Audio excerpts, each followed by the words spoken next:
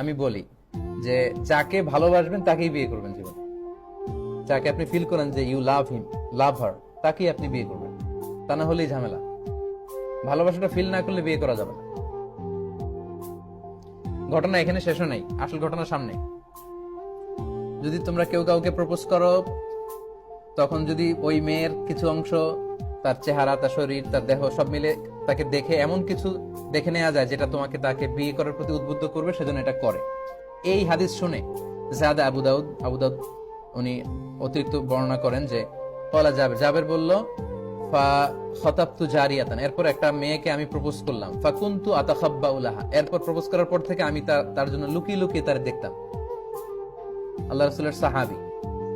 হাত্তা রাআইতু মিনহা, এরপর আমি তার এমন কিছু দেখে নিলাম, মা দাআনি ইলা নিকাহিহা, যেটা তাকে বিয়ে করার জন্য আমাকে পাগল পারা করে দিল। মানে আমার খুব মন চাচ্ছে আমি তাকে বিয়ে করি।